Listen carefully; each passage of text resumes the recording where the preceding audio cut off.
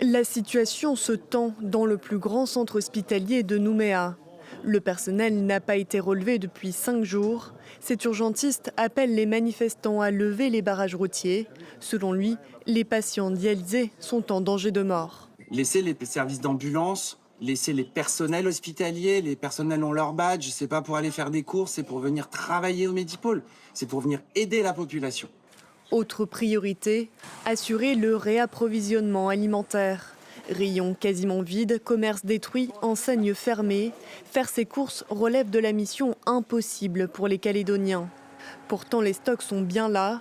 Une centaine de conteneurs attendent au port selon les autorités. Le problème est de pouvoir les acheminer en toute sécurité. Il n'y a pas de problème de pénurie en matière de stock. Il y a des zones de stockage de produits alimentaires. Ces établissements commerciaux qui sont ouverts vont être sécurisés grâce aux renforts qui nous ont été fournis.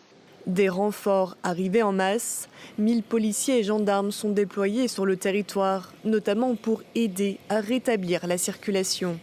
Parmi les autres priorités du gouvernement, permettre la réouverture des établissements scolaires dans le Grand Nouméa et l'approvisionnement des EHPAD. De son côté, la CCAT, cellule de coordination des actions de terrain qui regroupe une partie des formations indépendantistes, porte l'État pour responsable de cette situation.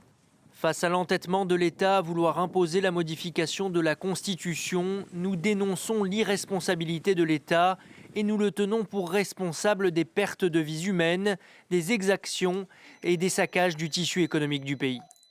Le leader politique de la CCAT appelle au calme, mais pas à lever la mobilisation.